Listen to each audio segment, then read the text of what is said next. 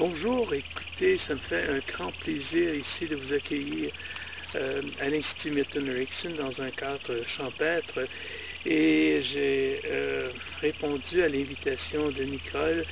le fief, de vous présenter l'atelier qui est proposé,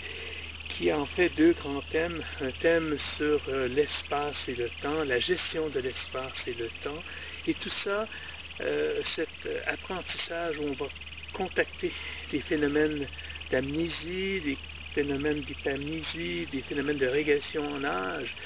les techniques d'anticipation que Milton Erickson utilisait avec brio, et les suggestions dites post-hypnotiques, et tout en étant très prudent pour ne pas créer des fausses mémoires. En fait, ce qu'on appelle la gestion de l'espace et le temps, lorsqu'on utilise des consciences naturellement modifiées, donc l'auto-hypnose, l'hétéro-hypnose.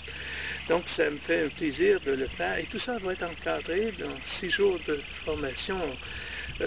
avec un outil qu'on appelle le transducteur psychobiologique, c'est-à-dire cette capacité de gérer dans l'espace et le temps des outils très pratiques de recadrage, c'est-à-dire de prendre une situation négative, une situation positive et de trouver un lieu de rassemblement de ces lieux